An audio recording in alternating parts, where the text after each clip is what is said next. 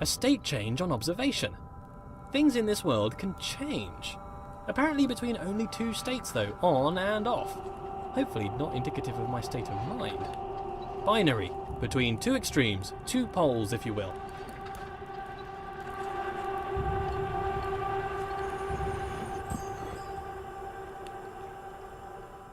But why does the world change between a few states? Changes only seem to occur in small degrees. Why? Why is the world quantized?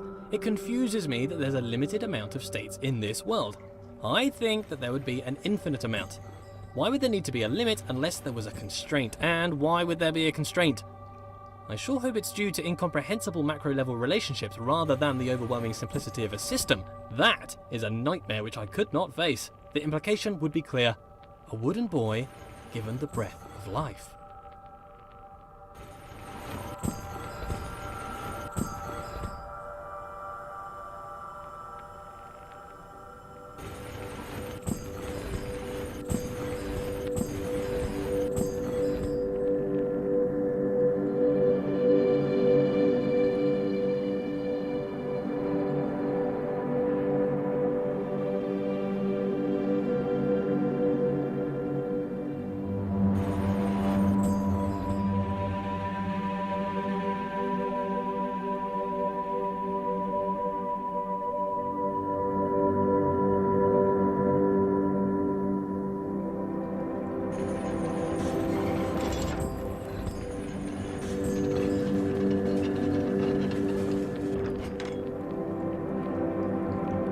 Continuous makes more sense than discrete, surely.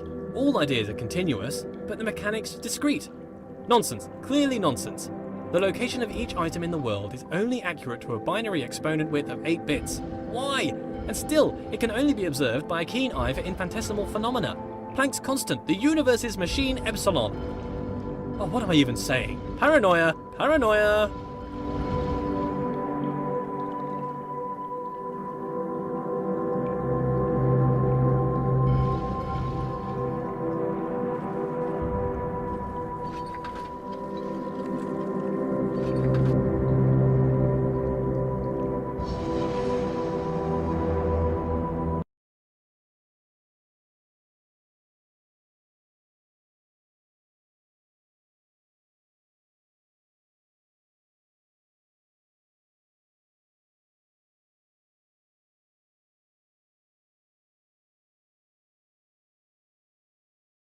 But there are forks in this path. An opportunity to travel, see the universe, go along any path I desire. All this travelling though. I would like a travelling companion. Someone to watch over me, help decide where to go, watch my back, keep me company.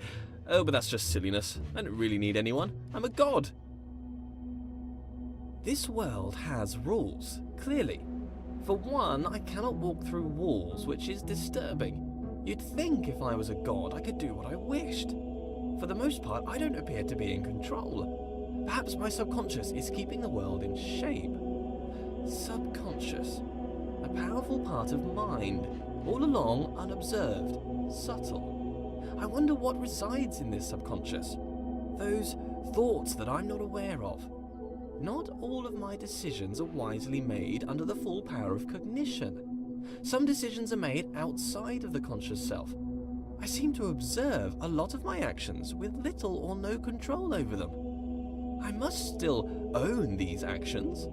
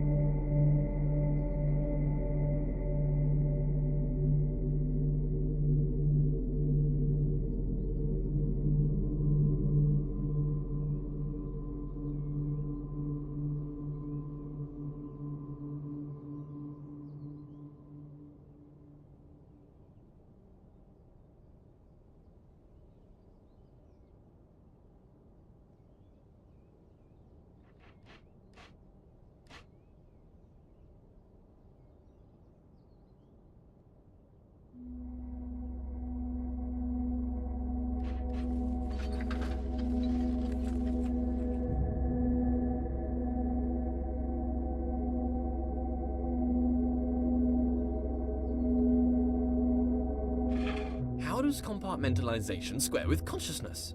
This subconscious, what's that doing? Keeping secret knowledge. Even as a god, the idea of trudging through my subconscious is somewhat nightmarish. Some things best not known, even for the all-knowing.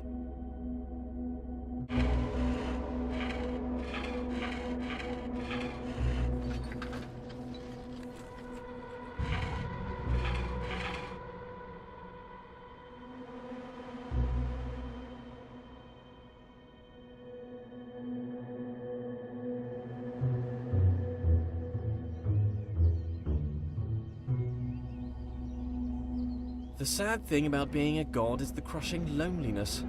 I don't really feel I have an equal. This wall, for instance.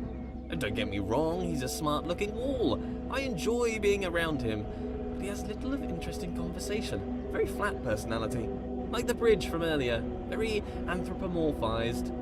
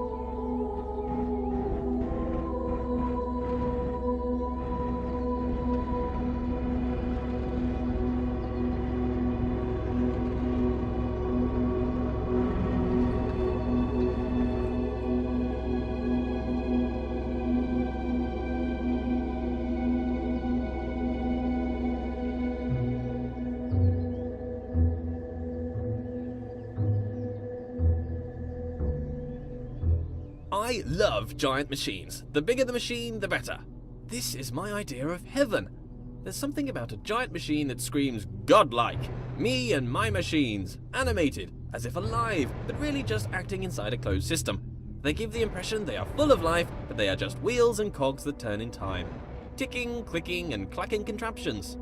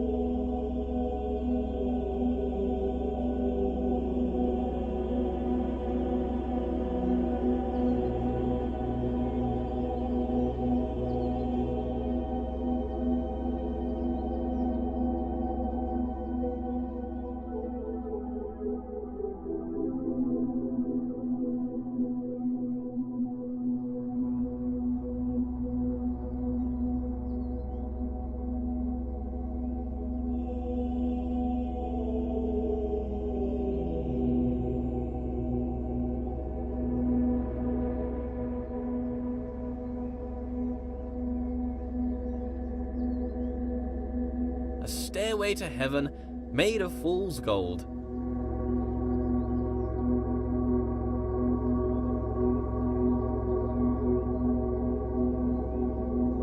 If knowledge is in the mind, to be alone is to experience all of knowledge. All the substance of knowledge exists within mind.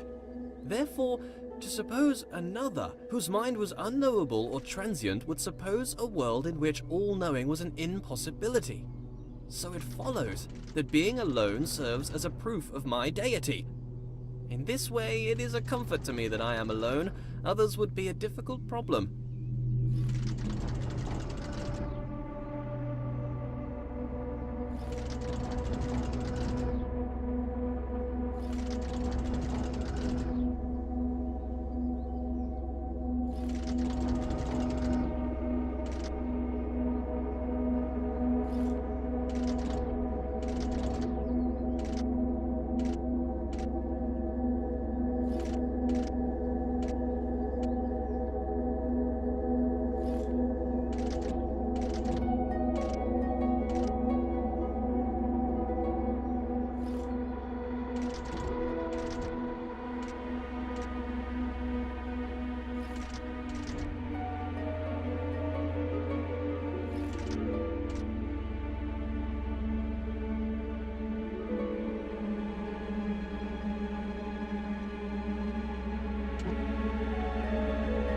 Being alone is important. If one does not hear both parts of a conversation, one cannot have a full idea of what is discussed.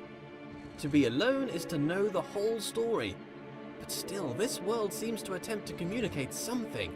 The world is filled with part conversation. The writings on the walls themselves.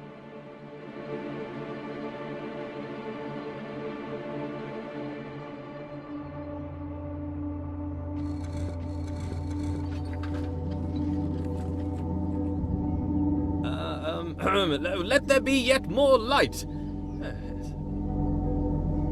Being alone can serve as a comfort. If there's no one can hurt you. But perhaps that's a bleak outlook. There must be joy that comes from others. Praise, they can offer praise. As a god, praise is something I can relate to. Not enough praise at the moment. Worship wouldn't go amiss. But if there were others, they might attempt to belittle me, bring me down to improve their own relative status, accuse me of pride, narcissism, pretentiousness, or grandiose self-referential commentary. Nonsense. Pretension implies there is a lack of thought. The pretense of thought. I've thought long and hard about how brilliant I am. Done.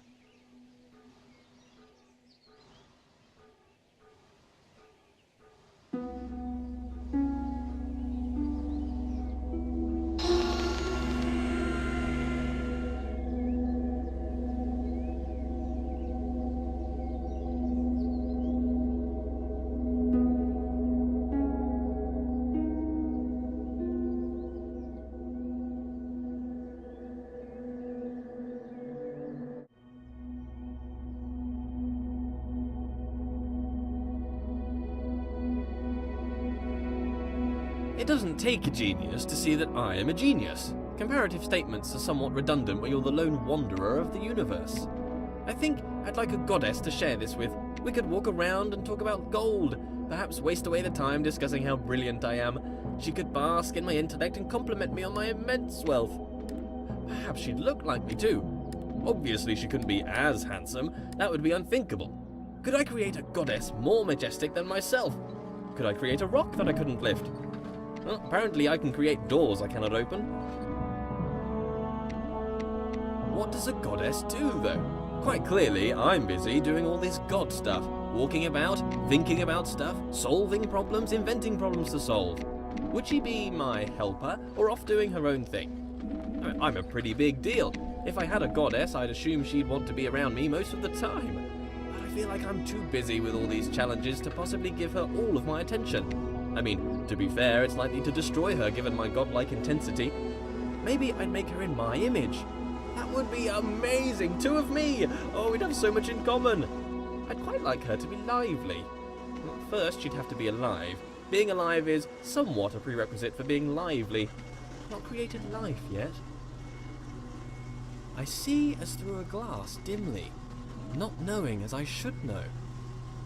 More light. Slight obsession with light here. I'm done here.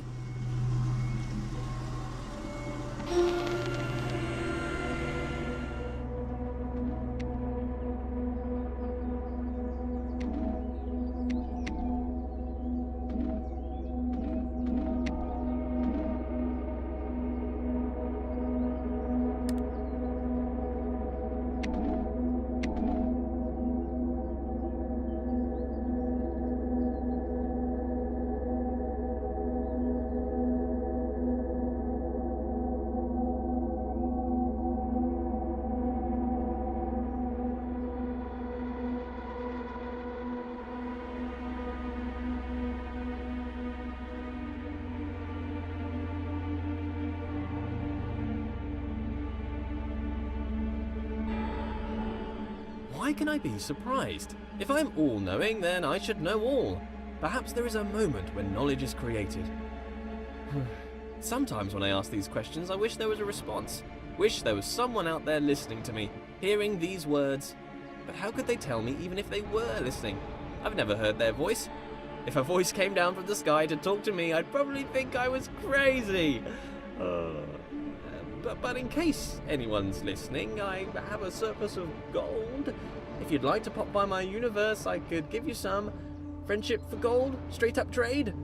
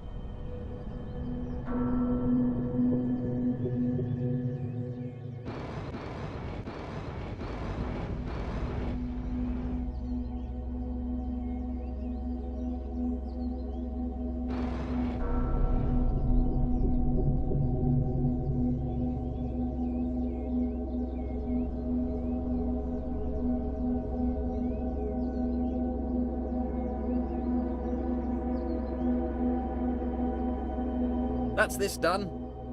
I make a lot of mistakes and missteps. Can a god make mistakes? A mistake is something unintended. Am I an imperfect god? Or perhaps I'm not a god at all. Oh, no. Let's not be silly. Of course I'm god.